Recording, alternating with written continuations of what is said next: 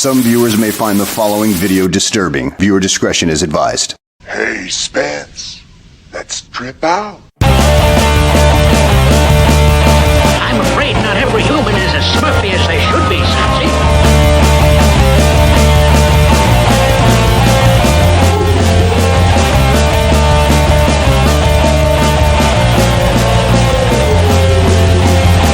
Listen to them. Children of the night. What music they make.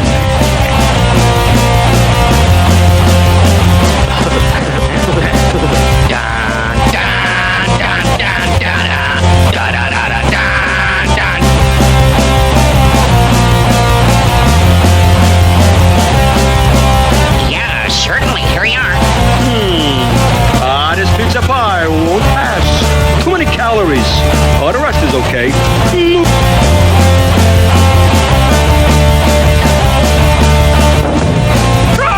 Natural light! Get it off me! Get it off me!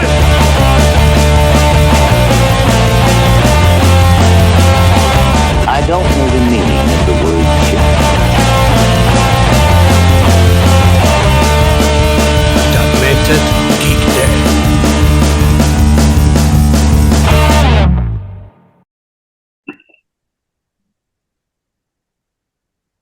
All right. And we're back. Another hiatus. Why not? We got Billy in his background. Hello, everyone. How we doing? Great, buddy. Good to see you again. You too. Greg, Jason, Sunshine. Welcome back from another break. So what we're doing tonight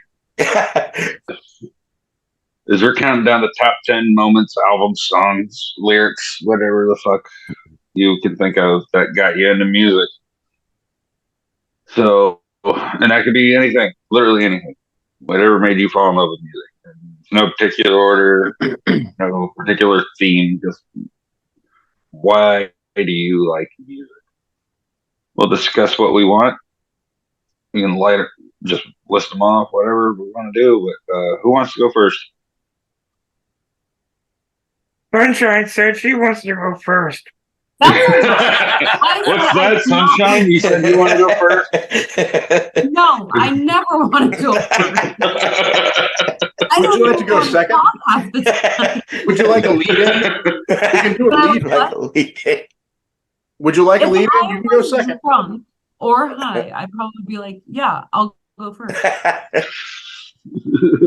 Hey, what are you trying to say? I'm the only sober person here. Dude, that is 100% untrue. I don't know about Billy. Water Squad. I got sparkling water. Yeah, the good Fancy. I'm fancy. Fine, I will go first. I have no problem going first on this. I feel like it's a good launching point. I mean, if you'd rather go second, Sunshine. I just said I'll go first. You want to rock, paper, scissors for it? We can rock. We can. You want to? Ready? I was ready. I was prepared. Okay, ready? 1, 2, 3. No, see, god damn it. What was that? I was not prepared. By the way, you won. That was a fucking rock. Go, Sunshine. Yeah, you won. We can tell you're overexcited, so it's cool. So I love it. So I didn't put any particular order of these at all whatsoever. Me neither. So I'm not counting down as James indicated we would be. But my number one is Blink-182. I have loved them since before they had to add the 182 at the end. Cheshire Cat was one of the very first. Very first, and that's when I first heard them. I was not a complete SoCal kid, but I was always down in SoCal. I loved them from like day one, before even Travis joined the band, whatever. But my love for them like exploded when Enema of the State came out, and I know that's where like a lot of people's love exploded for them. But that's really, really when I just loved them. Like they were just on repeat all the time. I got my niece into them because I've helped raise my nieces too. So even to this day, I was able to take her to the last Blink 182 tour. Her and I were able to go together. Oh, which yeah. was exciting for me. And now the next one that they're doing this coming summer, I have tickets for me, my niece, and my kids, because my kids are now also Blink 182 fans, because that's all that's really been played their entire life. And I have my Blink tattoos. My sleeve is inspired by them. So they are like a huge music just influence for me. I just love them. And because of them, I went, this is probably going to be my 2 and 7 that I have listed. So I'm giving you guys 3. How about that? I went to the Blink-182, Green Day, and Jimmy Eat World tour when, like, way back then, and I had already loved Green Day and Blink, but I didn't know anything about Jimmy Eat World. So my first time listening to Jimmy Eat World was live at their tour, which then got me into like Taking Back Sunday and all of those things. So all because of my love for Blink. So there's 3 things for you guys off my list already. There we go. For the person who didn't start. Woo, woo, woo, Oh, perfect. woo. Oh, look at me go. Well, Jason, you said you had a good one. Kick off. I've got one that I'm not sure how many people it's actually going to apply to, but it's okay. So the first CD that I ever purchased, right? Yeah, it was first CD. Okay, was a compilation album, the best of "Come Dancing with the Kinks." So, right, the Kinks. Here's what's funny about them, though. Like, if you ever listen to Father Christmas, or for that matter, really anything, like they were proto-punk.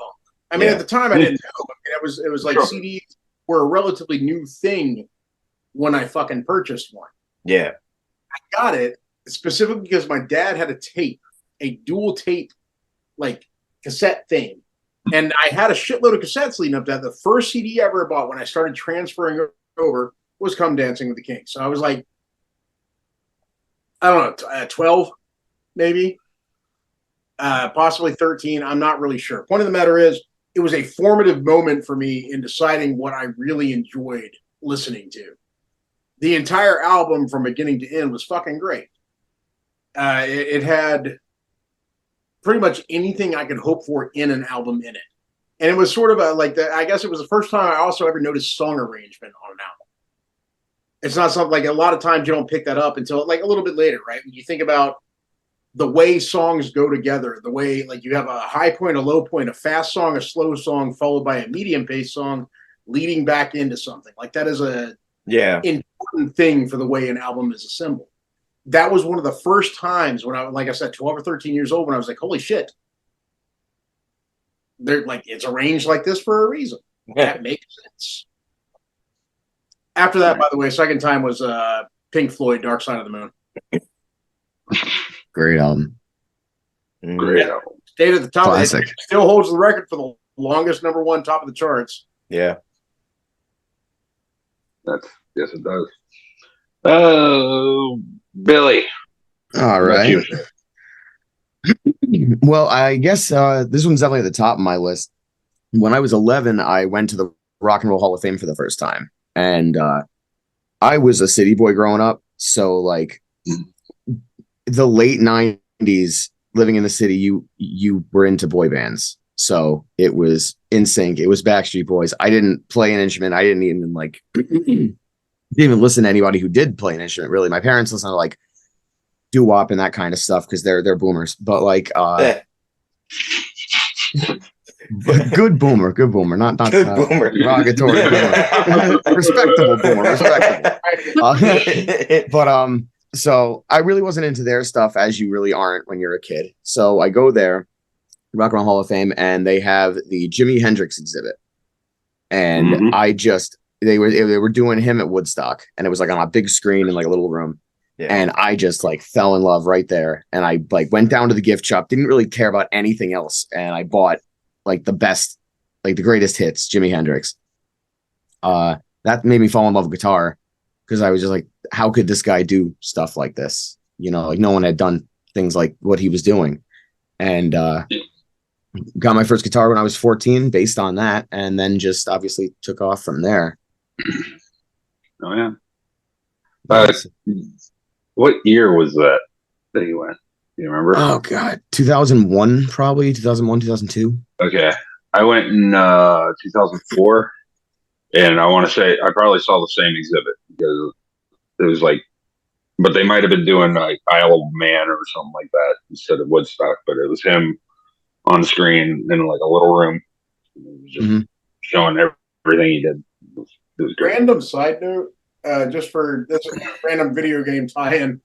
So the Sega Genesis this will make sense in a moment. I swear to God. Had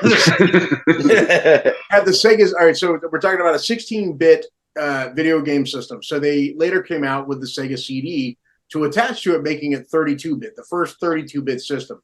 Right? It was dual 16 bits. But at the time, the graphics were fucking incredible. Like if you'd never seen anything like it, it was amazing. Right? Yeah. Here's what's fucked up. I only know this because of the Jimi Hendrix Experience. The RU Experience CD. It was a Sega CD-ROM, which meant you could play music on it.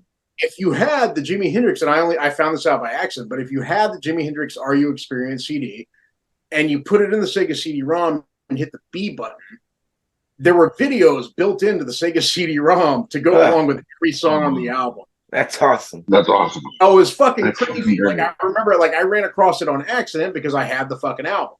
Right? Yeah. I don't even think it was my album. I think it was my sister's boyfriend's album, but it ended up in the Sega CD-ROM, and I was bored and hit a button. Next thing you know, there's a bunch of psychedelic shit with Jimi Hendrix. Like the song that popped up was "Hey Joe," and it was literally like fractal guns pointed at each other. With like colors shit going off it, and it just like spiraling through like it's crazy to me that the people who developed the Sega CD-ROM are like, you know what? Someone's going to listen to Jimi Hendrix, and when they do, they're going to hit that beat button. And when they do, it's going to be fucking boom. It was, by the way. Like I fucking showed it to everybody. Nobody was impressed as I was. I was like, "Watch this shit! Look!" And they were like, "Man." And listen, like you put Ace of Base in there, it's not going to happen. Fuck you.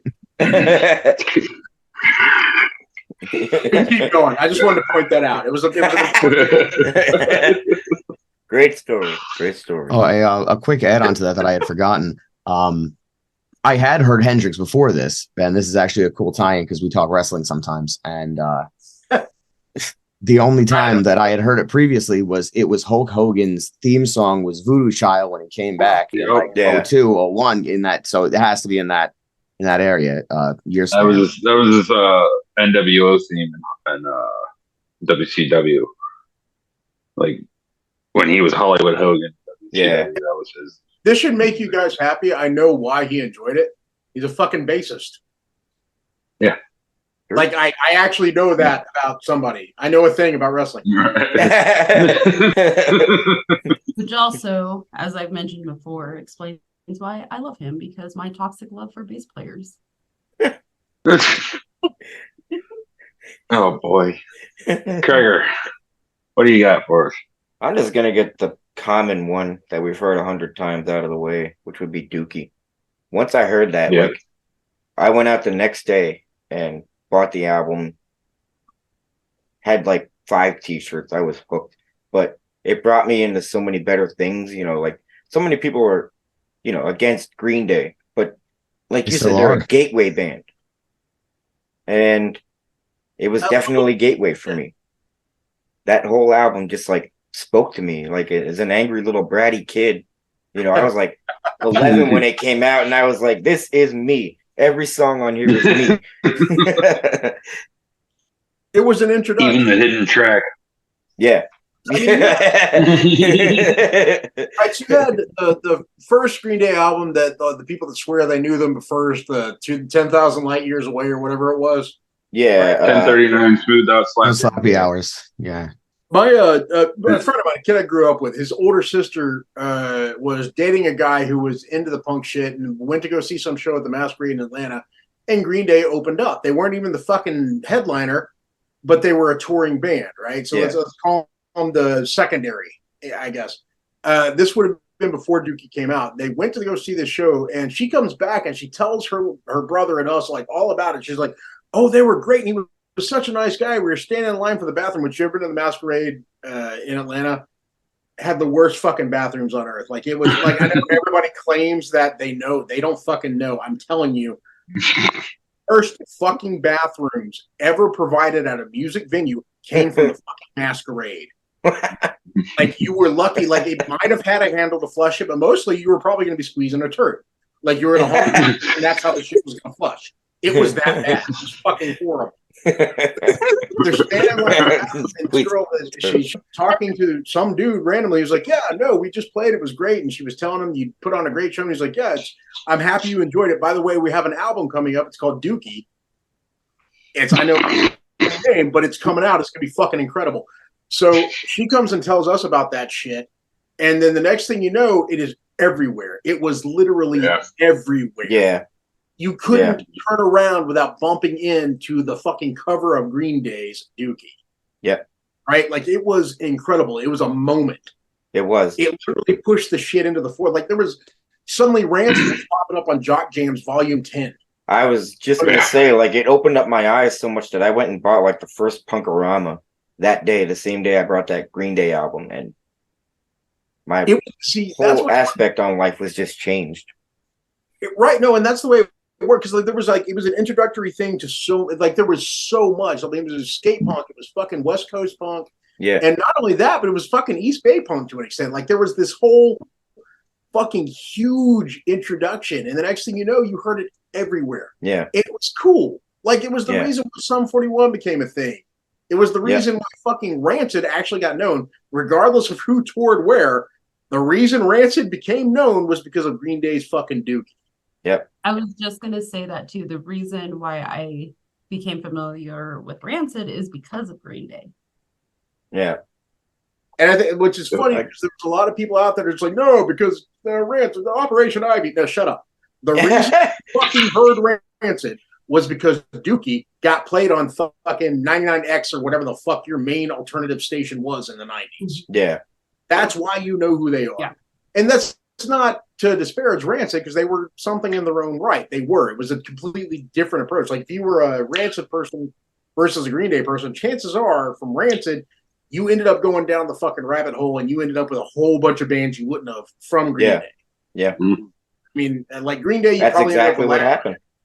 That is exactly what happened because, like, you know, after that day, I knew so many more punk bands, and it's just the road I've been on ever since. Even though I combine like multiple elements, this is me, and it's all because of that album. Like I get slightly bitter over it, only because like I hear so many people talk shit about it. I'm like, I'm not a big Green Day fan, but legitimately, if you're going to talk shit about them, you're talking shit about an entire generation of people that know about the music you like. Yeah, because of them. Yeah, they're like not a Green Day person. I'm not. I don't dislike them. I think they're good. You can throw Green Day on at any party and I will fucking get down. Yeah. It's just not my thing. Yeah, exactly. But I respect them for what they've done. And I respect them for the fact that they continued to do it long after they could have fucking quit. They didn't have to. Yeah. They kept running. Yeah. Which a lot of the bands that I fucking loved didn't. Yeah. Like they fucking gave up after like 2 tours. They were like, no more. Is anyone planning on going to the Green Day Rancid tour? Me. I wish. I want to go. If it was coming anywhere near me. It's definitely coming through Atlanta. Why don't you guys come here? You're not that far away. Crap, get James. Both of you come here. Sunshine, get a flight. Get a flight. No, I would. What's the one in SoCal, because they're actually playing on my birthday in LA, so that's the one I chose to go to. The Coffin Cats are coming to Charleston 3 days before my birthday, so I'm going to be. I love the Coffin Cats. I'm going to go see the Necromantics in a couple of weeks. Oh, the Necromantics! I literally just bought tickets the other day to see Iron Maiden on my birthday. Oh, Iron Maiden! Cheers. That I can get down with. About people that understand the importance of drama and a song. Jesus Christ! Me and my friend, we have a standing order. Whenever Maiden's in the country, we make an effort to go. Yeah, that's awesome. See them over and over. That standing order should be like nuclear football. Also, by the way, if Maiden is playing, you fucking go.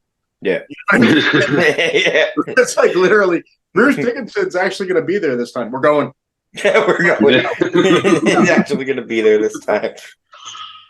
All right. It's my turn, isn't it? Yep.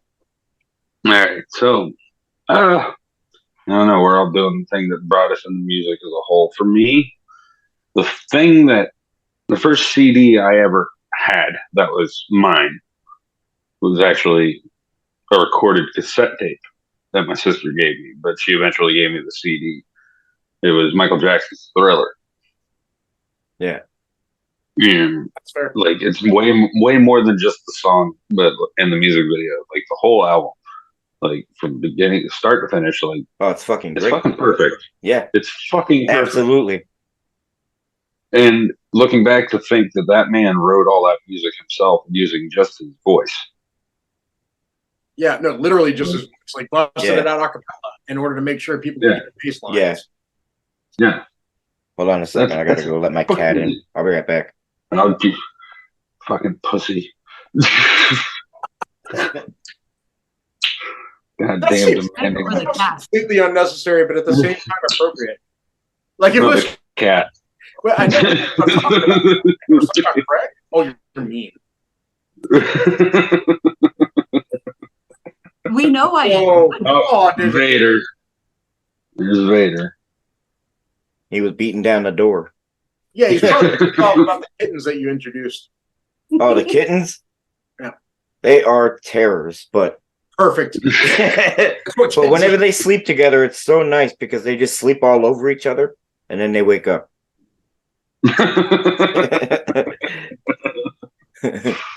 But yeah, Michael Jackson's Thriller for me was what really wrote me into the music world and wanted to be involved in it somehow. Yeah. That's back to the point, like the idea of an album that was like, if you have Thriller, once again, from start to finish, every song works together in the order that it's in. Yeah. You can start it and end it. The entire run through is worth listening to. Yeah. It's got a feel that goes to it. A lot of times, like I don't know, maybe I'm old and I just am confused now, but like a lot of modern albums don't fucking have that. They're just songs lined up after each other. Yeah. It's not to say they're I've got another one. Songs. I've got another one on my list, but I'll do that later. It's Back to Sunshine. Oh, that's right. We're on. We're up to number 2 now, aren't we? Yep. I gave you 1, 2, and 3. But she gave us 3 of them. She can do however many she wants because she's got a thing. I have children. Spawns. Which one do I pick? So I used to play Tony Hawk Pro Skater quite a lot. As we all did. I loved that game. But the greatest fucking video game soundtrack ever. Yeah. So that's what I'm getting at. Is like that game, because of that game, that's where my love for the other type of punk came from and introduced me to like adolescence. Bad Religion. I every day would sing Amoeba because that's all that would be stuck in my head. I would be like counting, it'd be the count all the time on that song for me. I don't know why, but because of Tony Hawk Pro Skater, I got introduced to a lot more punk bands that I still love and chase after today. So any chance I get to see them, I will go and see them. That was me with Superman. Anytime that I hear that song, I'm like, I'm in the warehouse level.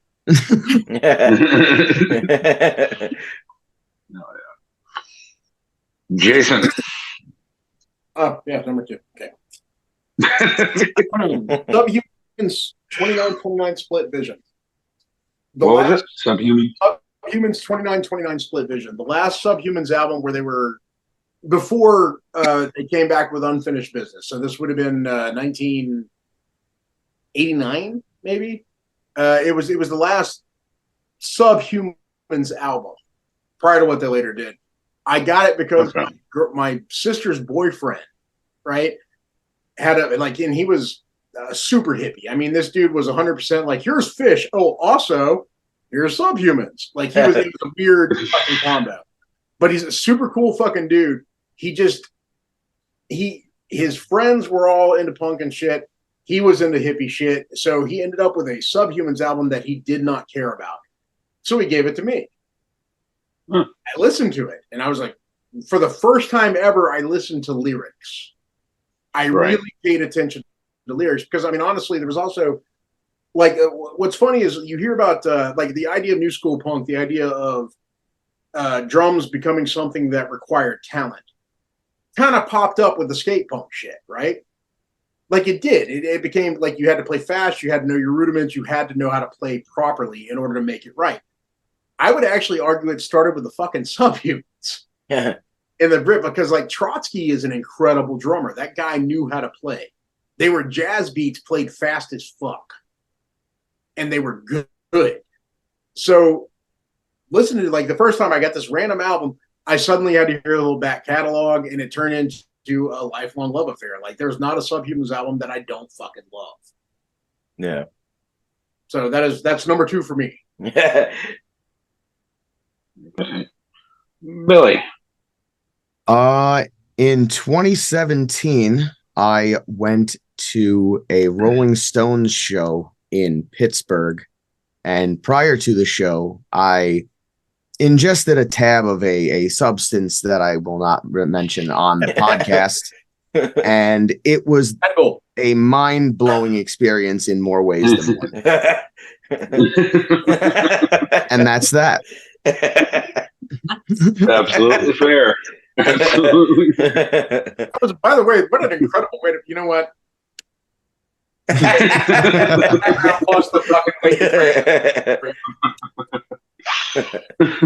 think about that shit. You thought about that shit. You fucking deserve the applause.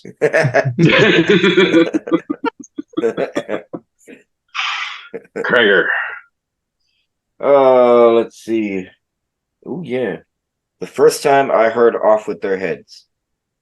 First time when I heard Clear the Air, it like woke something up inside of me, and I was like, this guy feels exactly how I do right now. And every album they've ever put out to me has just been perfect lyrically.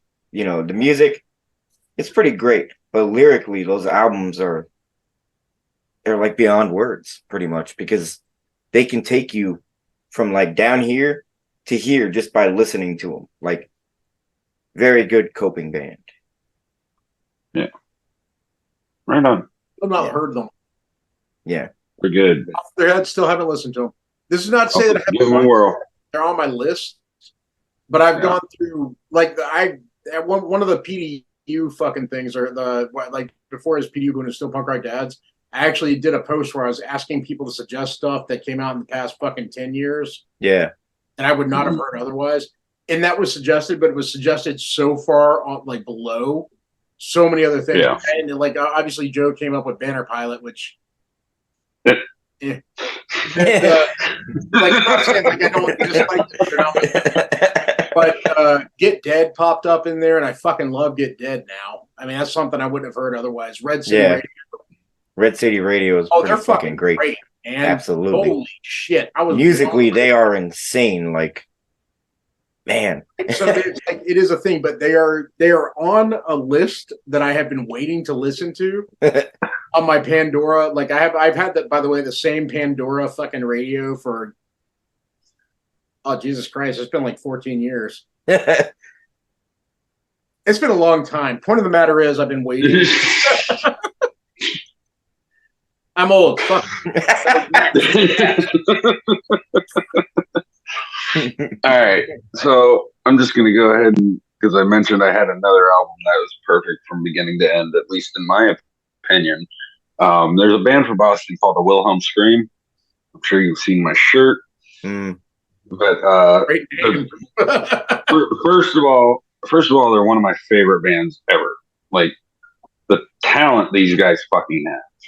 Like, holy shit, they are mind blowing. If you haven't listened to them, listen to them. You will be doing yourself a favor. And I recommend you start with this album. It's called Mute Print, and it is perfect from beginning to end. In fact, all their albums are, in my opinion, like I said, like they have no bad songs. But if you start with Mute Print and just go through their entire catalog, you've listened to some of the best music ever recorded. Yeah. They're really their own genre. Like they're like post-hardcore mixed with a little bit of thrash, mixed with some punk, mixed with some blues, mixed with One some more jazz. time. What was the name of the band? A Wilhelm Scream. Oh, Wilhelm Scream. Never mind. I already know who that is. We're good. Yes. I like what they tried to do. Yeah. I don't actually dislike them. I think what the problem was when that was the same thing that I posted. Like when I posted, it's like a lot of people mentioned the Wilhelm Scream. They have an awesome name. Wilhelm Scream is an awesome fucking name. Yeah. For no other reason than knowing what the fuck it comes from. More importantly, musically, they're really fucking good at what they do. Yeah. To me, and this is probably has more to do with my age than anything else, they feel way overproduced. Not bad. I can see that. Like if you had, I can see that. Like I'm not saying bad. The music is still good. Like when it pops up, it pops up on Pandora all the time, and I listen to it, and it is good. But it also like there's a lack of warmth. I don't know how to. Well, I could see why you're saying that. I absolutely understand, but the fact that they can pull the sound off live without a backing track. And that's the thing. I've never seen them live, so I have no real way to say if it's right or not. It's right. Just well, there's plenty of live footage of them on YouTube. I highly recommend you check them out because it'll change your opinion on them tenfold, I think.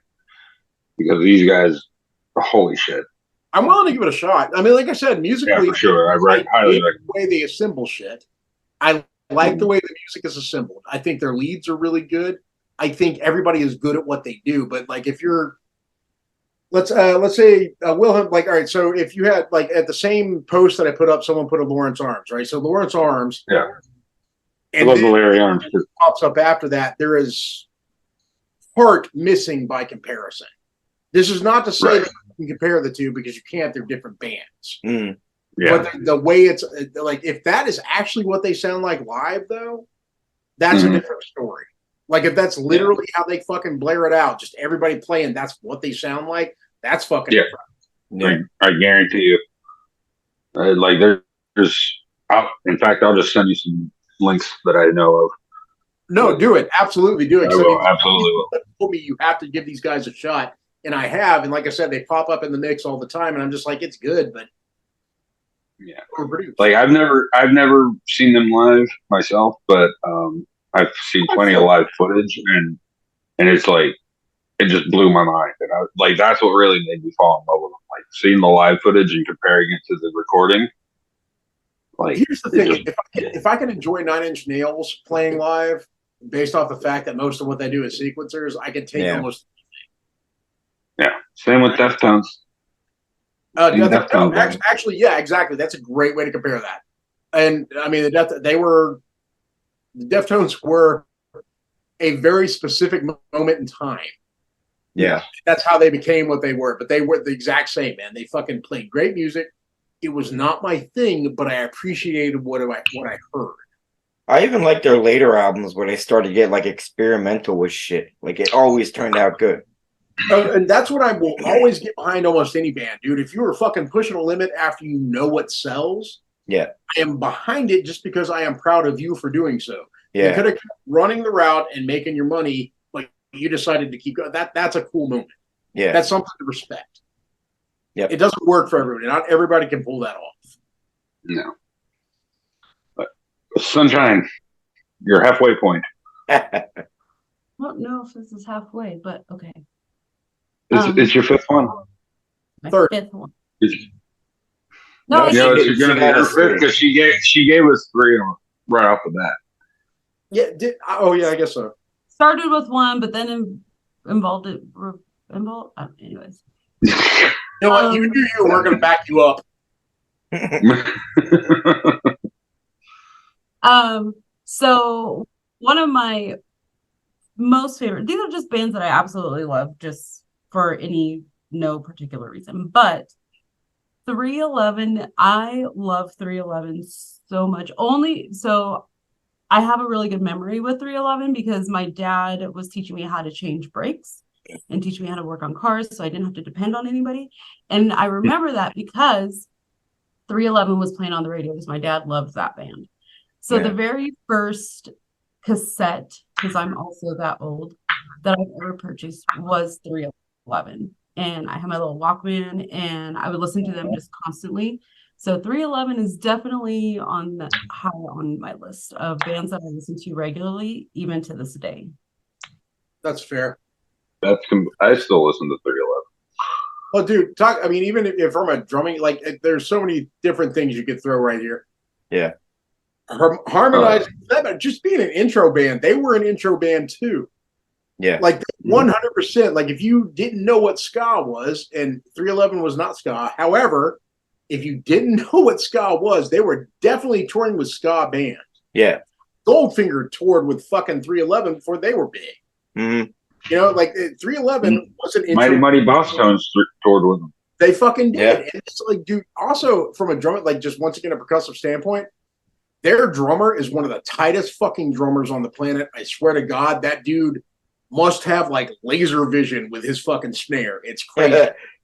It makes no sense to me. It's never made any sense to me. I can't figure it out. But that dude literally has to hit the exact same spot, the exact same fucking power every time he hits. It's amazing.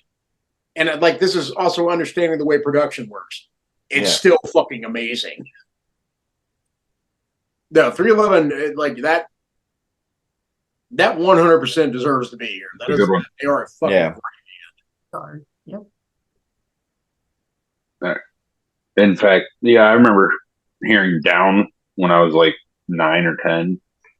And I looked at my sister and I was just like, what is this? And she goes, 311. And I go, what?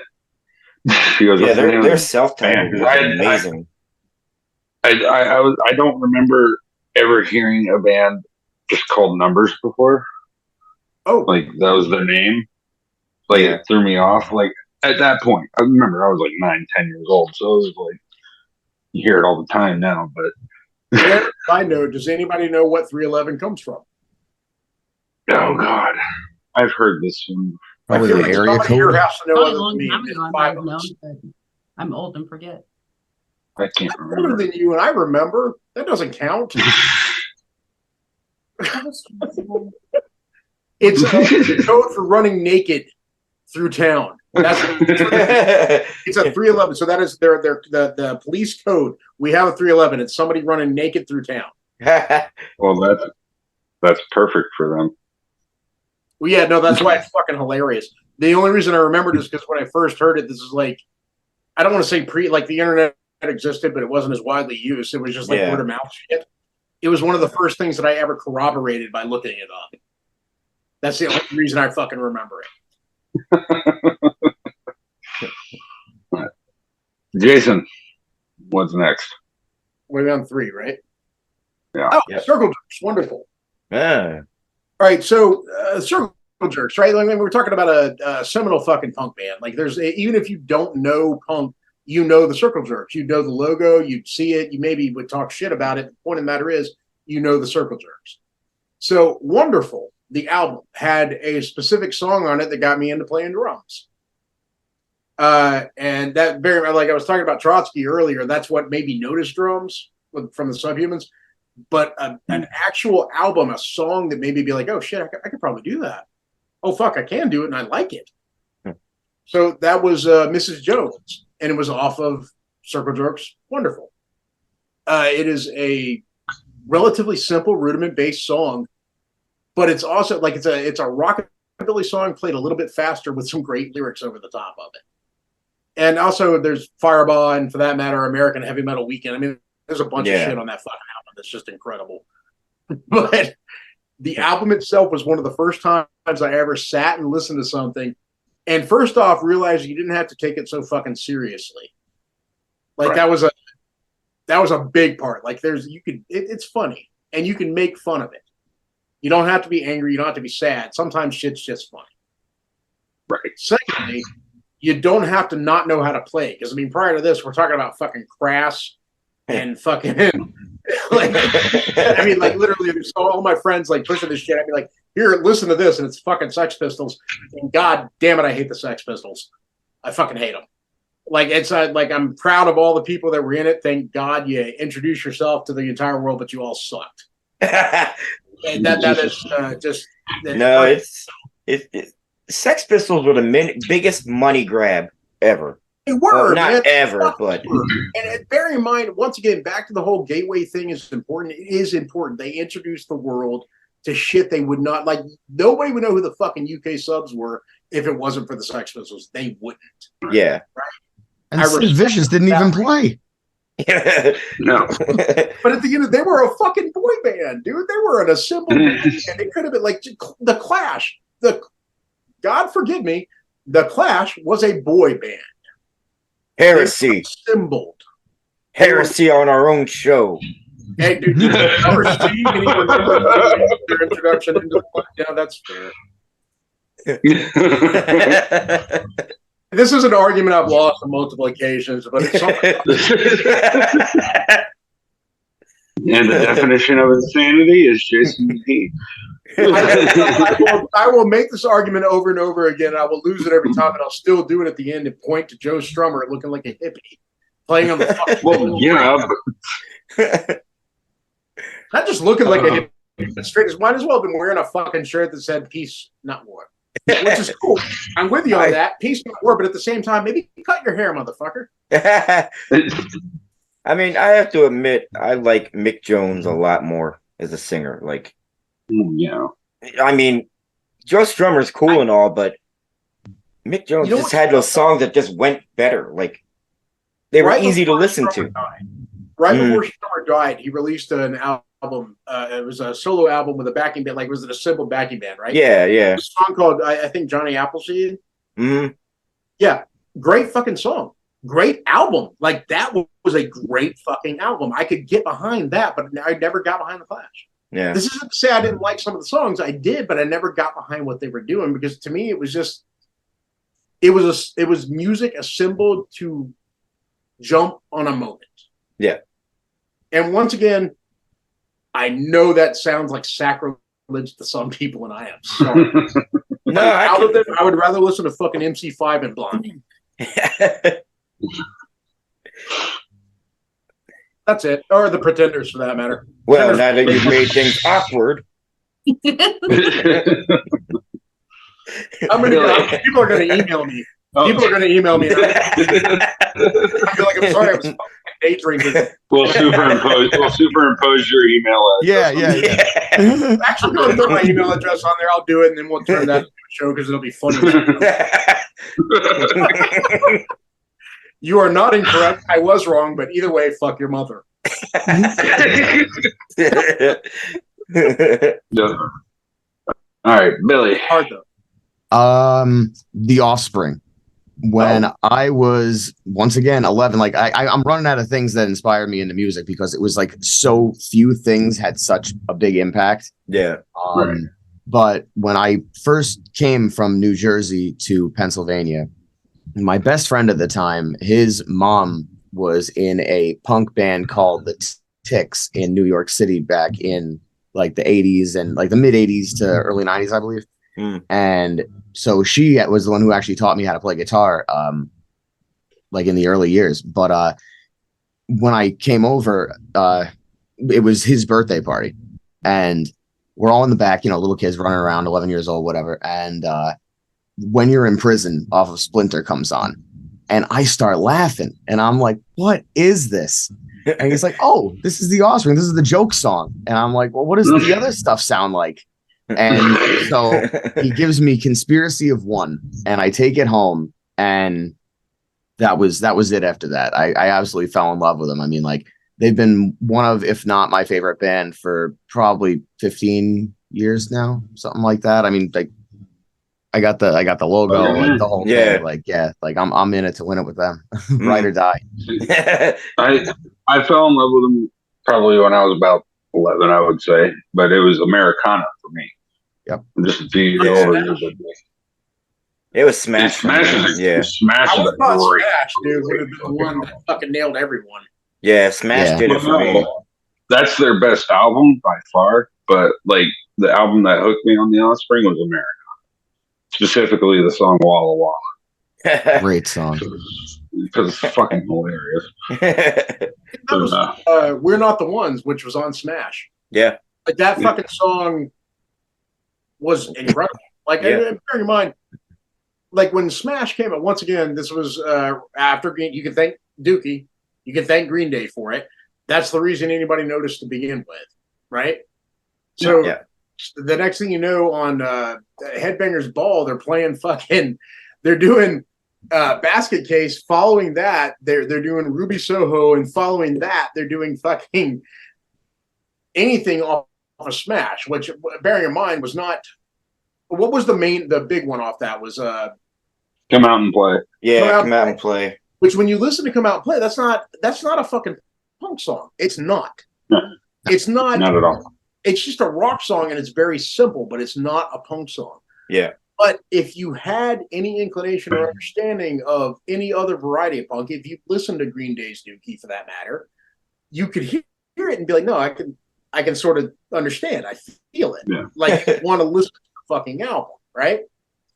And I mean, bear in mind too that this was also, I would imagine almost everybody here had the fucking Operation Ivy Energy LP at some point. Yeah. Right? Yeah. Okay, so yeah, I have it right over there actually. All right, and there you go. So you had Operation Ivy was one of the first introductions I ever had to any of this music. And it also, once again, came from my sister's hippie-ass boyfriend, who was just like, you're going to like this. It's really happy. It's really happy. I mean, it fucking was. To me, it was. I mean, leading up to that, I was listening to the fucking Kinks and Pink Floyd. So, yeah, fuck yeah, I was happy. It's got a horn section. It's fucking great. I mean, Smash does have Bad Habit, and you can't argue with that. No, and well, that's the thing. Like, great song, my God. Fucking seminal album. Yeah. 100%, dude. The Offspring, once again, deserved to be put up there with any other fucking intro band. If for no other reason than it was like a smooth intro. It wasn't all just fucking fast paced, like do that fucking drum beats. Yeah. And there was a lot of that. Oh yeah, there was. But at the same time, if you get back to something like, help me out again. Song was called Bad Habit. Come Out and Play. Come Out and Play. Bad Habit. That song, Come Out and Play, has got a fucking glam rock beat behind it. Like if you take the hi-hat and the fucking ride out of that and replace it with a fucking cowbell, that's a glam beat. Yeah. Straight up, just like that is 100% a fucking glam rock song that just happens to have a punk band playing it. Yeah. It was a smooth intro. It was a great way to get people to understand that other shit existed. Yeah. And for that matter, Craig, what's next? Do what? I was going to say the other thing about them is that they're still going now. Yeah. Like anybody that talks shit about them in the fucking here we are, literally almost 30 years later, they are still fucking going. And I'm a doctor. Yeah, right. Now, obviously, Green Day would popularized it to where, like these other bands got in and started doing stuff, but you really wouldn't have the Offspring without Social Distortion. Yeah. And no, not at all. And you more specifically wouldn't have the Offspring if they were able to get into one particular Social Distortion show. And they weren't able to get in, and they ended up just saying, well, screw this. We'll start our own band. And with blackjack and hookers, and so that's where that all started. You know what's fucked up? If you run back off on that, if you run with the Social Distortion thing, Social Distortion wouldn't exist without Brian Setzer and the Stray Cats. Yep. Yeah. Which is a fucked up thing to say, especially because the Stray Cats they were a big '80s thing, right? Like they were a moment. Like disregard what Brian Setzer later did. The Stray Cats, they had a moment where they brought rockabilly into the mainstream just for a brief moment. Yeah. And then they sort of disappeared. Like, as say, 86, they sort of went to nothing. Yeah. And Social Distortion, if anybody's bored and has their phone immediately available, when did they start playing? When did they hit their first show? Let's see. Or, sorry, not the first show, the first big show. Let me rephrase that. I'm sure they were together long before the fucking Stray Cats. I'm just saying, as far as the idea of an intro to the mainstream goes, because I mean, like formed in '78. Holy shit! Social Distortion, really? Yep. Wow. They've been around a long time. No, I know they've been around. I mean, a long time. they released Mommy's Little Monster in '83, so I'm assuming they played prior to that, but it doesn't say like here. Oh no, 78 is enough. That's actually a fucking huge number. Yeah. I would never have thought about that. Like 78 for Social Distortion is amazing to me. Like Mommy's Little Monster came out in what, 84, 85? 83. 83.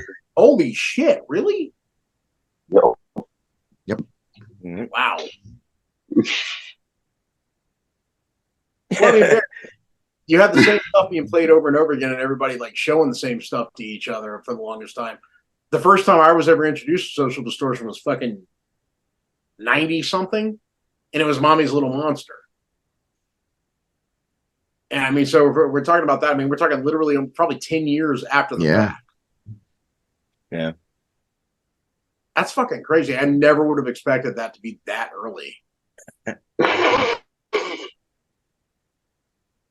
But Sunshine has a thing, so I has an idea. You want to go ahead and finish off your list real quick? I can. Oh yeah, do that. Yeah, and then we'll go ahead and cut to a break, and we can finish off. Yep. Cool. All right. So one of my other most ultimate favorite bands ever is TSOL. TSOL introduced me to the Casualties because back in like 2002 they were touring together. Yeah. I was fortunate enough to be able to get into that show. So I saw them in San Francisco with Agnostic Front. It was like a big experience. And that was the first time that I crowd surfed too. So that set that off for me. And I've done it ever since, even in my old age. And so there's that one. I went to Warped Tour all the time because it was like right there. I grew up in the Bay Area, so they would have it at the pier in San Francisco.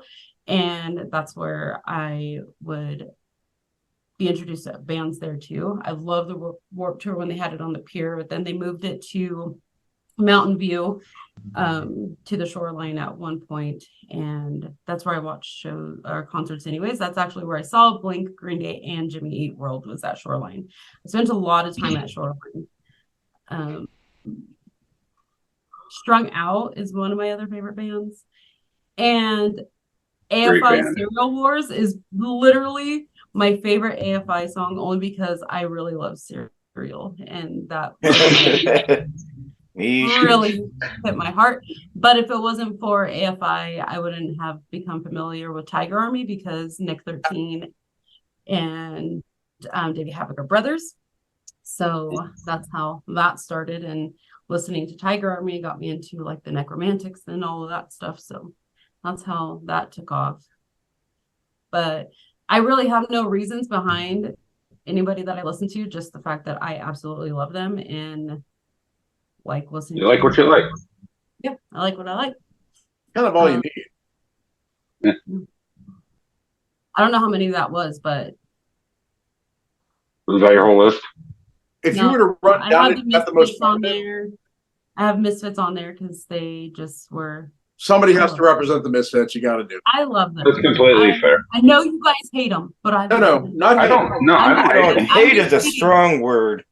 I do one of my more successful bands covered fucking a Misfits song, the fucking American Nightmare. Right? I'm not a Misfits fan. I never have been a Misfits fan. I don't dislike. I like Danzig's solo stuff. I love Danzig's solo stuff. Yeah.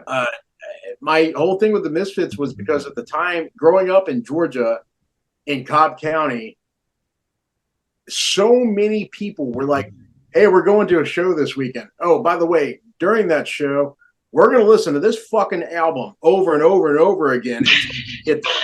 And it was always fucking 80 goddamn garbage, and I fucking hated it. It wasn't because I disliked the Misfits. I hated them being forced on me. Yeah. That's all it was. Yeah. They didn't deserve my hatred. It was because of their fans. It wasn't them. Their fans made me dislike them. They're like punk rock juggalos. No, that's their completely fan base. No, that's fair. Yeah. And I was just kidding. And did I mention Bad Religion? Bad Religion? I don't know. No, you did not, but that is 100% accurate. Very, very much up there. I just saw them recently. I don't know. I'm always going to shows. You guys know that, but I just saw them recently, and I saw Jay outside. He was just talking to people, and I was like, "Holy shit! Well, you signed my jacket," and he signed my jacket for me. I handed him a ballpoint pen to begin with, okay, because that was literally all I had. And he was like, "Are you serious?" And I was like, "You want to sign my arm? Like, I don't care what you sign. Just sign something. I'll go down the street, get it tattooed on me, so it's there. I don't know." But so Sharpie, and he was like, "Okay, I'm going to use the Sharpie." But he signed my jacket, which I was like, "I'm never using this jacket again." But it's my favorite jacket, and so I'm going to be using it all the time. I'm going to preserve that as much as I can. Once it starts bleeding, then I'll retire the jacket. But until now, I'm get it framed. Yeah, I do have a wall of like my concert tickets and pictures and shit that I've taken at concerts, just in frames for almost major concerts that I really enjoy. So I have all that, like my Blink-182 one. I have their little sperm confetti in there, and I got Mark's pick. Like it was just my dream. He threw his pick at me, and I got it. And I was like, "Oh my god, he's so in love with me." He's so in love. He was. Don't let him fucking tell you differently. Yeah. We know you're watching Mark Hoppus. You know how people back you. Who wouldn't just admit it already? Your wife's name is Sky. I'm Sunshine. We're fine. So we're good. Like literally, we're gonna get in touch with the guy and be like, "So we understand you proposed." Yes. We were there. We heard about it. It happened. He threw his pick at me, so obviously that's what that means, right? It's a binding agreement.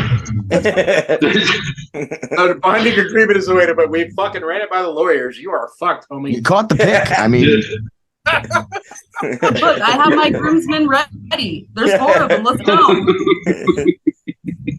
Like we also like you. Just be like Triple H and like just marry him while he's passed out. Yeah. No, I didn't. Was it him? Oh my god. There's my list. So yes. Into my mind. I don't know. All right. Yeah, but all right, Sunshine, we'll let you get to it. We're gonna cut to a break.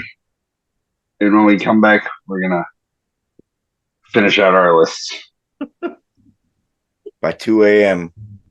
The dreaded beast versus the savage hunter. Aliens versus Predator with awesome new Predators. Clan leader attacks with whipping dreadlocks. And Stalker, glowing in the dark, fires his spear. Suddenly, flipping up his attack spikes, the wild boar alien charges. And the ferocious mother alien in her monstrous hive traps Spiketail, then covers him in ooze. Ooze 'em! Who will survive? Aliens versus Predator. Queen High playset comes with mother alien figure and ooze. Other figures sold separately. Around here, the early bird gets the Eggo. Gently put in the Eggo as not to arouse any sleeping taste buds. Cleverly divert its delicious aroma from filling their dreams with crisp golden Eggo waffles. Hi, Dad. What's for breakfast? Nothing. And I can have this? Lego my Eggo. Eggo waffles from Kellogg's, part of this nutritious breakfast. Gently put in the Eggo. Are we trying to? All right, Krager. Go ahead and give us the next 1 or 2, however many you want to give us. All right, well, these kind of go together, so I can use these 2 together. Number 1 is Poison, Talk Dirty to Me. That album, when I was 5, that entire, like, glam metal honestly got me to where I am now as one of the many, like, inspirations. And I saw Poison when I was 5. Like, I loved him so much we saw him in concert. And where we were standing in line, there was, like, this blonde girl. And I walked up to her and, like, grabbed her hand, and I told everybody, I was like, "This is my girlfriend now." It's a moment I'll never forget. And then at the same night, like, I got burned on my ankle by a cigar, and my mom was like, "It was a joint. It was a joint." My hands were like, "It was this fucking big." And then Go those guys. What? That's a joint though. Like if it was that fucking big, like way to go, those guys. Yeah. Look at One of my mother's Snoop many joint. follies. And at the same time, my first time seeing Guar, like on video, They're on my list. on on a hard and heavy VHS that they used to release, doing an interview, and like had clips of her live show. And me, who was already obsessed with monsters and shit like that, was just like, "This is my dream band." And I didn't get their catalog out until I was like 12. My aunts bought me like every album they had out, and that's when I really got into them. Like, they were always a spectacle to me, but like once I actually listened to their albums, because I was like old enough to listen to them, it's so silly and fun and can put you in such a good mood. Oh, and for sure. It sucks that people like everybody will be like, well, musically they suck. No, they don't. They fucking Like, don't. they have a great stage show, but no, they don't. If you listen to They're fucking amazing. the fucking intro to that is fucking incredible. Yeah. Well, even if you listen to like the modern shit with Bishop singing, like, it's still fucking great, and everybody hates it, and I love it. Everybody misses Odorous, and they assume the way to fucking make everybody feel that is to be like, it's not the same without Odorous. It isn't the same. It's something new, but it's also still Guar. Yeah. It wasn't meant to be just Odorous, though. Like, they've done several interviews where Dave Brackney himself said, Guar is going to continue long after I'm gone. Mm-hmm. Yeah, that was the whole point. Like, one of the first questions concerning the fucking costumes was because anybody could wear it and keep going. Yep. Like, I mean, that was the whole idea behind it. So anybody's arguing at this point that it's not the same. No, it isn't the same, but it's still Guar. Yeah, they're still they're like the hardest working band in metal because, like, they do everything themselves. They make their own sets, they make their own costumes. Everybody in the backstage area is like flooding, trying to get shit from like segment to segment. They have it down to like a well-oiled machine, really. Show up to any venue they're going to play, and you got 5 people offloading 50-gallon drums of fucking. Like, that's like somebody, they're not fucking around. They're like, we're going to put on a show. We're going to do it right. And it doesn't. It's fucking Guar. And awesome. Like, if you watch that documentary, their blood guy is like, I never thought I would be spraying. I never thought I would enjoy spraying people with blood so much, but here I am. He's like all raspy and like you could tell he's been smoking for like 40 years, and he's like, I never thought I'd be able to do this. That's fucking all right. So that was that actually sucked. All right. So next for me, I'm gonna throw 2 out, but I'm gonna say my first foray into rock and roll, you could say, was Kiss, specifically Gene Simmons. Like, he did the tongue and the blood thing. Yep. And I saw it on a VHS that my uncle had, and I was like, that's fucking great. Same, I was honestly. like, I need more of this. Yeah. And then then my sister introduced me to Ozzy Osbourne. That's my other one. So I guarantee it was over from there. As I affectionately call him, Heavy Metal Grandpa. Heavy Metal Grandpa is the appropriate description. Like, it's Ozzy fucking Osbourne. That's that and Alice Cooper. Like, if there are 2 Heavy Metal Grandpas. Alice Cooper and Kiss are in the same boat for me. Like, it was Alice Cooper and Kiss, but like I had to pick one. So arguably, this is a matter of personal opinion. There's some people who will agree, some people will not. I like Alice Cooper more than Kiss. And so do I, because musically, it was better. It wasn't just the show. It wasn't just fucking sparks. It was like, and they could go into any song that he wanted to. You know what I mean? Like, he could switch it up so fast. Like, he was so experimental with the albums he put out. Like, they were. I mean, Alice Cooper probably had more to do with the formative creation of fucking what we know as like show rock. Yeah. You know what I mean? Like, if you go back through all of it, there was a lot of Ziggy Stardust. You go with David Bowie doing Ziggy Stardust, and the fact that Alice Cooper popped up really around the same time was like a harder version thereof. Yeah. But Alice Cooper continued with it and created a stage show that was literally a stage show. It wasn't just a fucking. You weren't just to this day. Yeah. Watching a show. Like that probably, I would argue that's probably where the term show came from. Like to me, at least, actually planting a beginning to end moment where there was fucking stage makeup, fucking explosions, severed limbs, decapitation. It's much better than what the hell's the name of that band now? Hollywood Vampires or whatever with Johnny Depp. I'm not a fan. Not a fan at all. I think Alice Cooper should have just stayed Alice Cooper, which he does, but he is. He still does the Alice Cooper thing. Yeah. He's also at this point probably like if he's in between golf games. Dude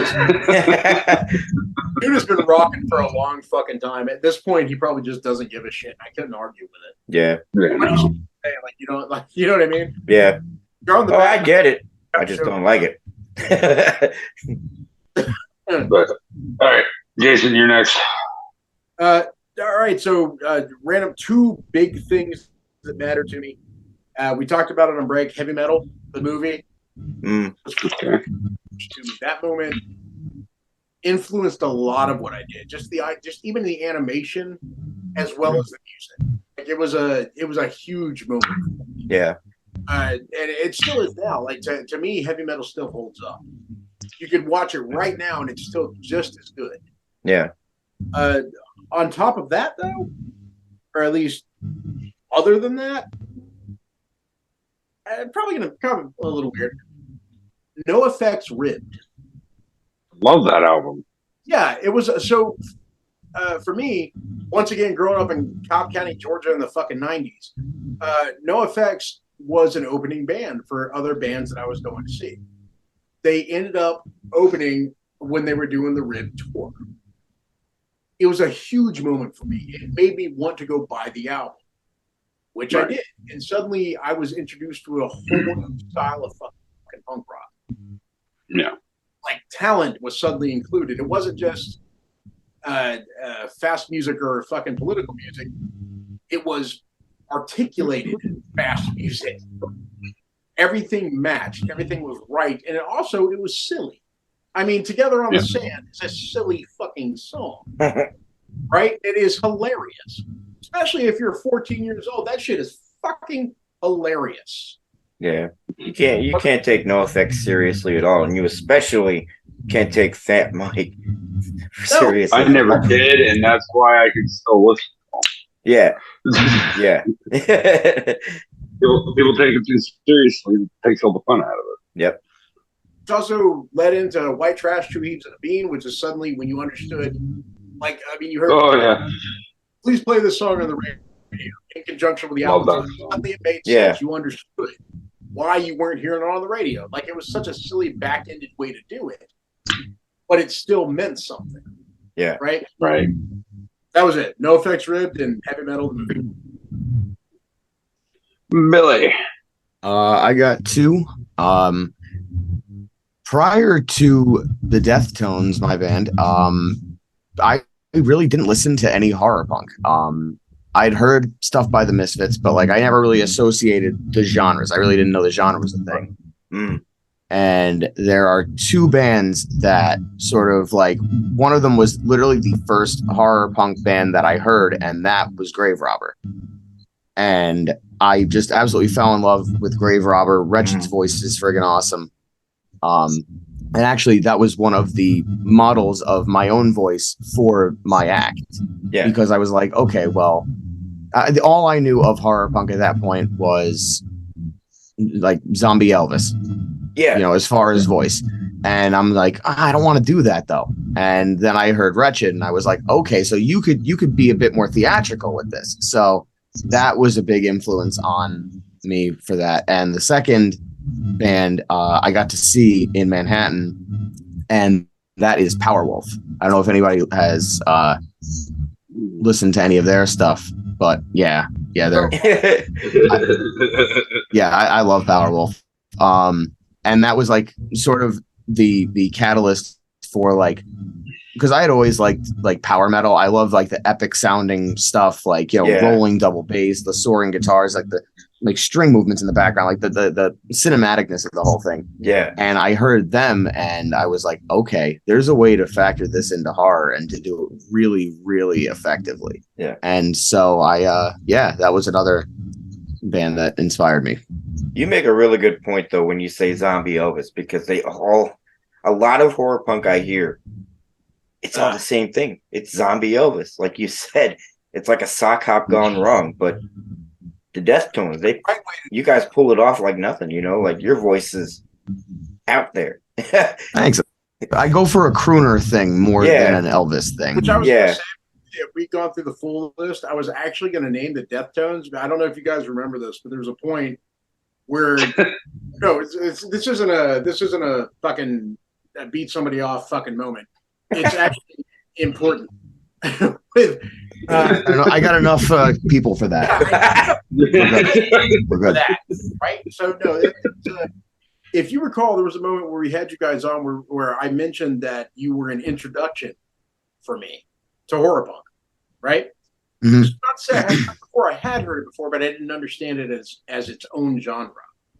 That was not my that wasn't it was either punk rock or it wasn't. And like, I mean, that is the way it worked. But because of you guys, I discovered fucking Blitzkid and then Argyle Goolsby and then a bunch of other shit that I never would have looked up were it not for the fucking Deftones. So you guys were actually on my list. That's great. Oh, thank you. There you go. Right, don't be like that about it. It's just no, it's cool to be on someone's list, man. Legitimately, like, we had you guys on, and it was like I started searching into it, like the idea of horror punk. I knew it existed. I did understand that it existed, but to me, it was like it was punk rock or it wasn't. Yeah. The idea that there was, I mean, and also as Craig and I have both discussed on multiple occasions, horror is a huge influence on everything that I do. Mm-hmm. So the idea that there were bands out there just fucking running with it, it's probably something that I should have looked into earlier, but I would not have done so without having interviewed you guys. So specifically, the Deftones were actually a formative moment.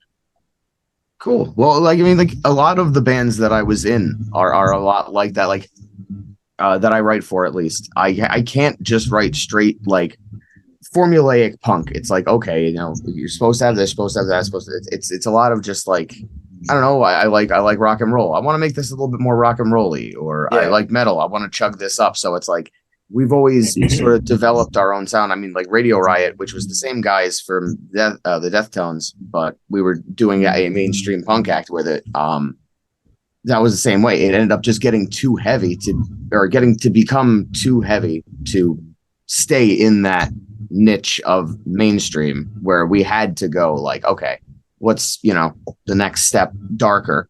And of course, Mike Grimm is a horror fanatic. So he's like, well, I said it from the first day. I think that we should do horror punk. Like he did. He said it like the first day. He's like, guys, just saying, you know, if we did a horror punk band, this was like 2019. And yeah, so props to him. He called it. But, yeah. Fun to play too. Even lyrically, there's something enjoyable about it. But it also comes back to, like, if you're a horror fan, there's not.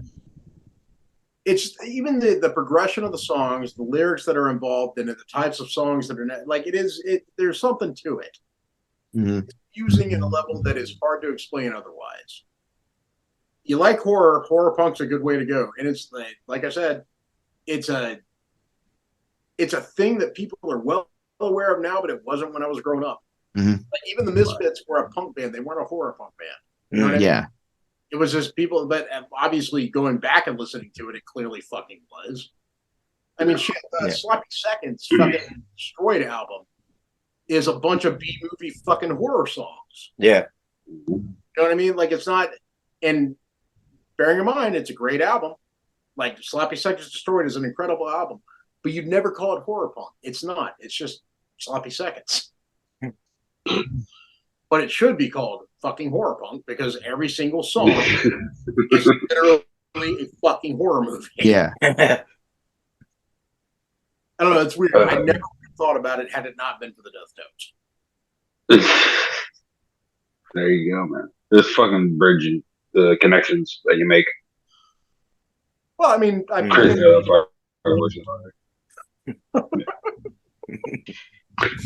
Gregor, what do you got next? All right. My first one is all the Hopeless Records samplers, like Hopelessly Devoted.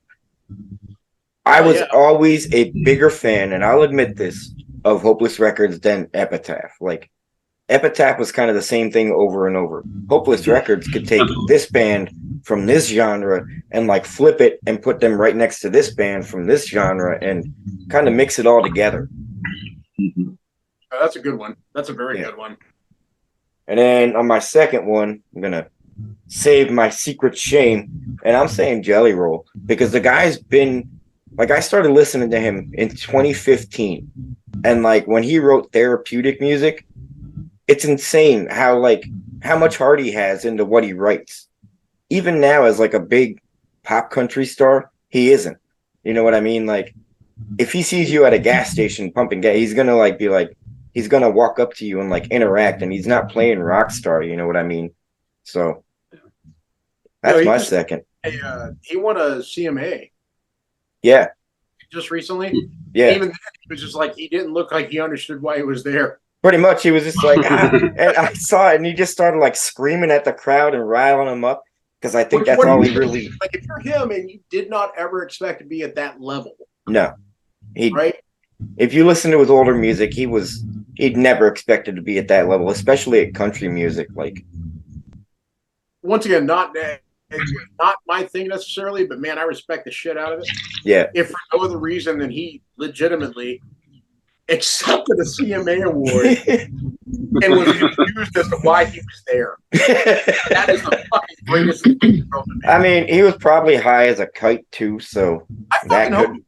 Dude, did you ever? There was a clip from him like 2 years ago walking away with his girlfriend, being like, "I don't even know why are we here." Yeah. They just fucking wander off. It's fucking funny as shit. Like, it's just the entire combo. It's just like nobody understands, but nobody can argue either. Well, the thing about him is, I think more than accepting an award that he didn't know what to do with, he's more about like meet and greets and things like that, and like working with sick kids and shit, like dream come true and everything. Yeah, that's so fucking cool. He didn't forget himself. You know what I mean? Whether you like his music or not, he's still the same person. Just it wasn't a manufactured country thing. Yeah, it did its own thing, and it just happened to be what people wanted to hear. It started with one song that got like over 1 million views overnight, and that's why he is where he is now. He goes, I never thought this would fucking happen.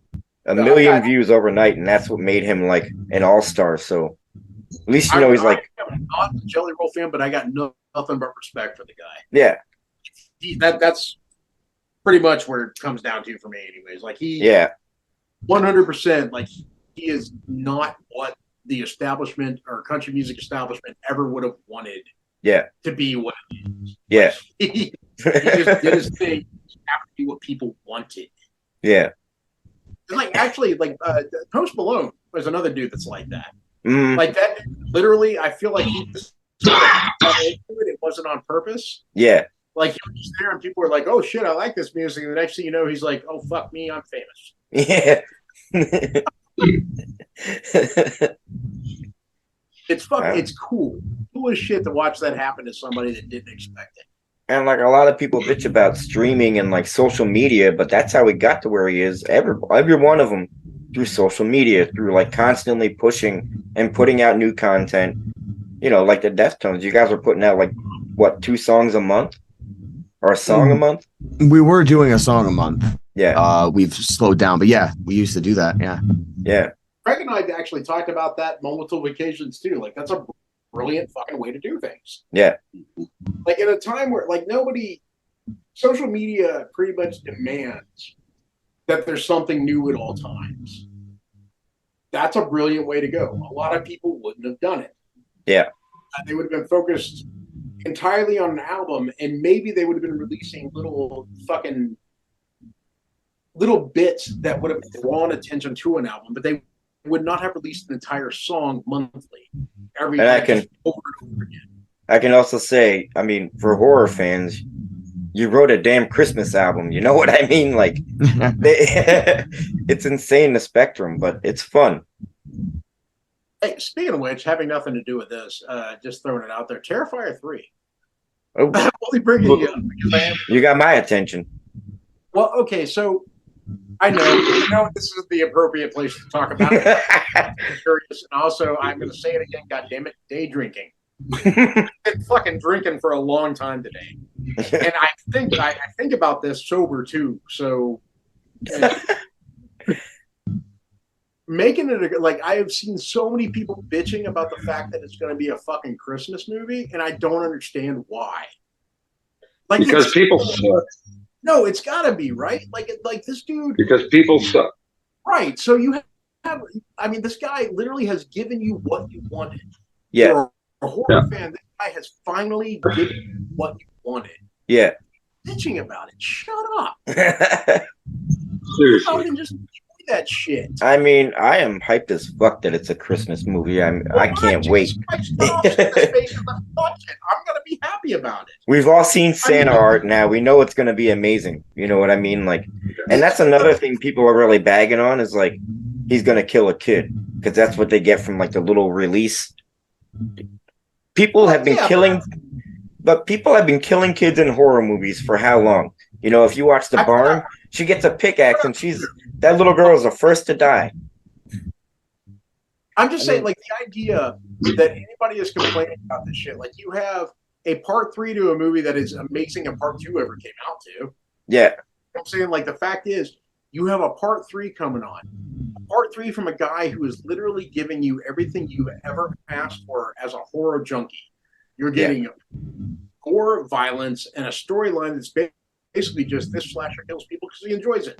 Yeah. Perfect. Fucking how are you going to complain about that? And people are still complaining. Yeah. I don't understand it. Like, it's the weird, like, it's your fault, actually, Craig, that I'm even this fired up about it. Invited me to that fucking Facebook group. Way to go, Craig. Yeah, see, look what you did. Like, they just fucking... Way off topic. It's a Facebook dedicated to enjoying art. Yeah. And fucking Damien's efforts to make a horror movie, and people are bitching about it because the poster wasn't right. Because people suck. I've heard enough about that poster for a fucking lifetime. Like, they will not stop about that goddamn poster. They're still going on about it. I don't have room for the motherfucker, and I don't care. I'm excited to see part 3. I mean, I have one, and I'm not even really like, I don't care. I have a Terrifier 3 poster now, but people are losing their fucking minds over it. Lording it over people. I got it. I got that poster. I got that poster. People suck. Long story short, people suck. You told me not to do that, but it happened. You did that. All right, my turn. So we already talked about 2 of these, so I'm just going to say them really quick. Guar, and you mentioned Dookie. Specifically for me, it was the video for Basket Case. Fair. Like I was 6 years old, saw that video, fell in love. Same. Now, 2 more are pretty pivotal, like concert events that, at least for punk rock, like the genre that brought us all together, pretty much. And that's house shows and Warped Tour. Oh, yes, definitely Warped Tour. Yeah. Warped Tour was those 2 things, like you were introduced to so many different bands that with both of those things. Yeah. And with house shows, you were lucky enough to become friends with those bands. So $5 for an all-day event at some VFW. Exactly. You know what I mean? Yeah. Or somebody's house. Yeah, exactly. All right. So, do you guys remember in the 90s when there was suddenly a differentiation between punk rock and hardcore? Yeah. Right. So, like, you had to be like, that's a hardcore show. But it's something you could just call punk rock up until that point. Yeah. Georgia, we had so many bands coming down from the north that were classified as hardcore.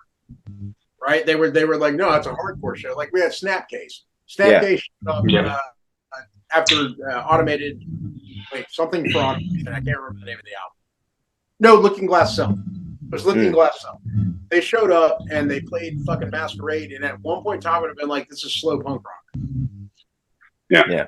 But it wasn't. It was hardcore. And it became its own genre. Suddenly, like Sick of It All, which at one point in time to me would have been like fucking hardcore punk rock, was not hardcore punk rock. It was hardcore. You know what I'm saying? Like it was its own thing. And then all of a sudden there were new people showing up at the shows too. Like dudes wearing, I mean, just fucking Fred Perry's and fucking, I don't know, what's a good way to put this? Hoodies and shit. And hoodies and shorts. That around here, that was like the hardcore kid calling card. Hoodies and shorts. Hoodies, shorts, and skate shoes. Yeah. But they blended, like it worked. It worked together. It really did. It was a weird fucking thing for me.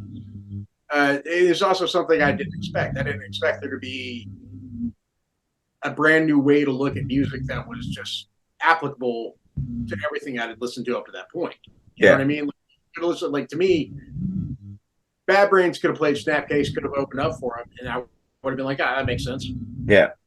You know what I mean? Like it wouldn't have been a fucking argumentative thing. It would have been like, that works. Yeah. But it was a big deal. And the next thing you know, the idea of like post-punk started popping up. Yeah. Like there were so many different descriptions of what the music was. It was weird to me. Not saying it was bad. It was just weird. It was weird to have like this is a new type of music. But to me it wasn't. It was just the same shit it always had been. Yeah. That was a side note. Fucking what I keep doing it. It's not on purpose. It's your turn. Oh shit, is it? Oh, okay. So, Down by Law. Right after the All Scratched Up album, right? They were doing a tour, and it's this is the weird thing is it's an intro to another statement entirely. Good Riddance opened for them. They brought Good Riddance on tour with them. They played at a place called Somber Reptile in Atlanta. Somber Reptile, the Rec Room. The Rec Room's last show. This was 96, I want to say. Good Riddance opened for them.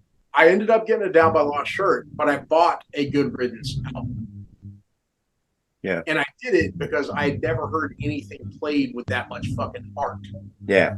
It was the first time where I ever recognized a band playing with heart, for lack of a better way to put it. Yeah. Like even when I went home and I listened for Forgotten Country, which was the Good Riddance album, the album wasn't as good as the live show, which is fucking amazing. Like that never happens. The fucking live show is never as good as the album. Right. It was in this case. It was better. And that was Russ Rankin and Good Riddance, the original lineup, playing their fucking hearts out before Down by Law came on, and they were great, but they weren't as good. So that was a formative moment too.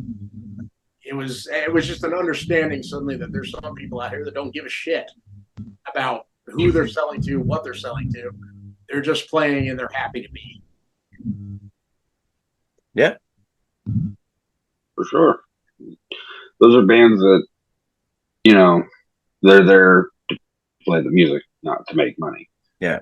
And they're getting to play music. So well, I mean, I'm sure it was both. Overjoyed. For having, this. Yeah. Playing in any band. You are there to hopefully support yourself too. It's just that in this particular case, I wish I knew a way to put it. It was the one of maybe 2 times that I bought a CD at a show. I don't normally because I know that it's not going to be the same. Yeah, it's not going to be that good. But I did it because I wanted to hear the songs again.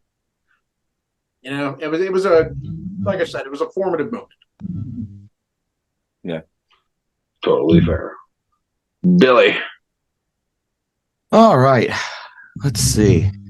What number are we on? I don't even know. I don't know. Where you and Jason has 2 left. You have 4. Okay. But we can really wrap up at any point, I feel.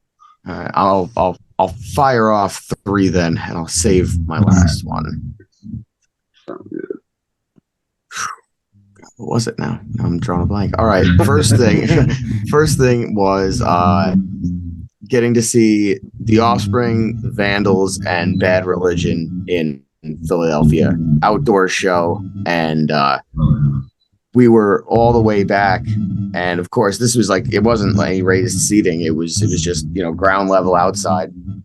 And I climbed onto the beer tent, onto the cement blocks. Yeah. And I got a perfect view of the stage. I could have thrown a rock and hit the stage, and it was awesome. Number 2 is when I got into the music, and I actually had a correspondence with him for a little bit until he really blew up. A guy named Frank Turner. I don't know if you guys have ever heard of him. Mm-hmm. Yeah. I saw him with The Offspring at the Starland Ballroom in 2009, and then the whole crowd hated him.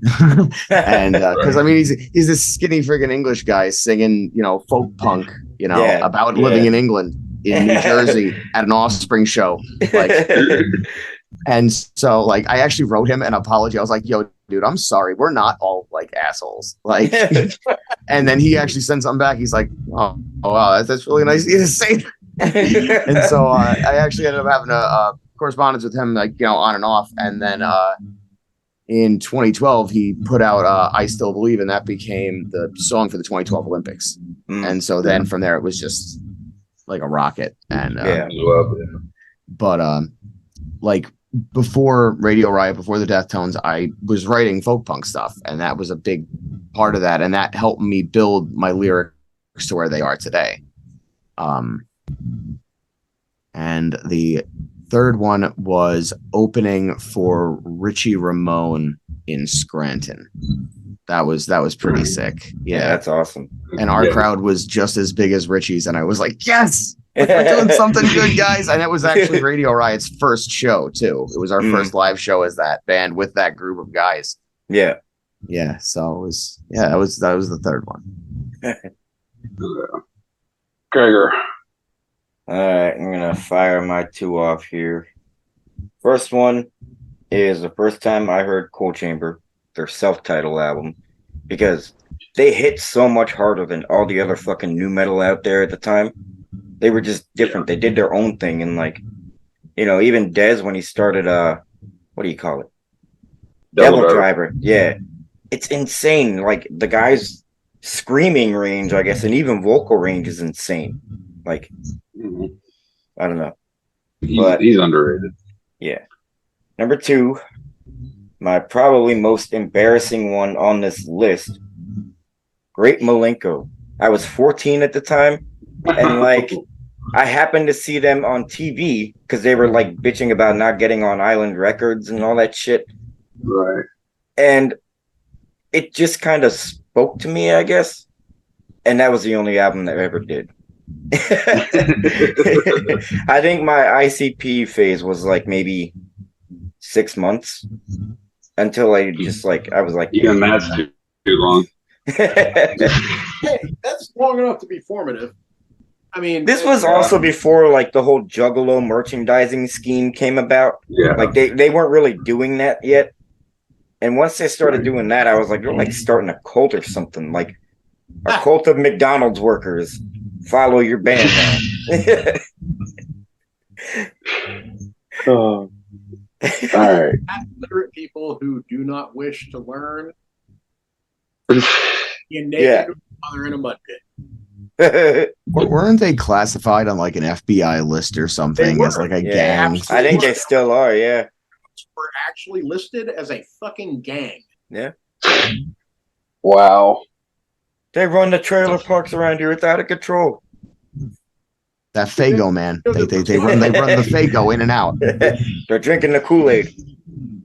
the fucked up part, like as far as juggalos go, like it's that if that is your thing, and from what I like, they still do the Gathering of the Juggalos every year, right? Yeah. The fact that it still happens, even if the band doesn't fucking show up, like that says something. Nobody cares. It's a community. Something they created a movement. It may not be good the rest of us understand, agree with, or for that matter, wish to imbibe in. Yeah. But it is important. Like they created a movement. I will say, I'd go to one. Yeah, I don't know. I'd check it out, see what this fuss is all about. Dude, I would definitely go to a fucking Juggalo gathering if for no other reason. Take that shit and put it online. Yeah, that's content. We're gonna watch that shit. Larry, you can look it up right now. Gathering of the Juggalos, YouTube. Fucking look at it. We're Dad Minute Geek then, reporting live from the Gathering of the Juggalos. No one here has a job. Now we're part of it. Incidentally, there we go. Live coverage. Live coverage. Burning Man. Painted my face. We have, as this is being clear, Dad Minute Geeked in, drinking fucking grape Fago, and don't know how, but man, we're here. Back to you, Tom. Back to you, Tom.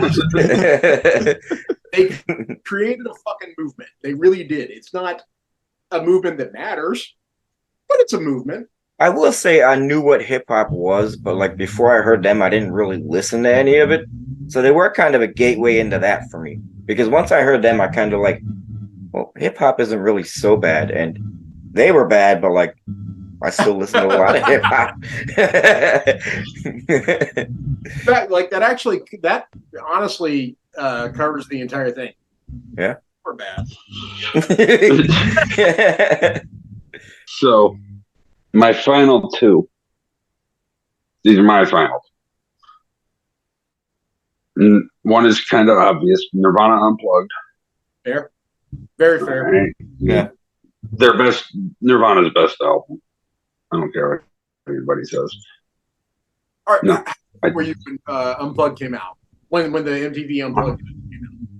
When it came out, I was 6. But the first time I heard it, I was like 12.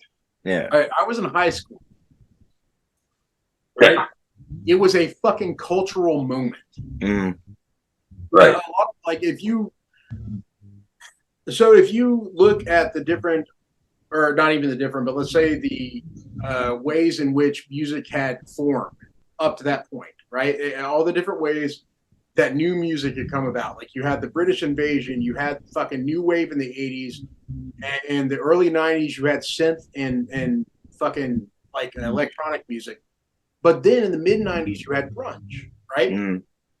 So the Nirvana album, the Unplugged album, came out, and it was something brand fucking new. It was the last time there was a real musical fucking movement. Yeah. That like everything after that, there's been nothing new necessarily. There's been harder versions of shit that already existed. Yeah. But that moment, that like grunge being what it was, that was the last time a real new musical thing occurred. Yeah.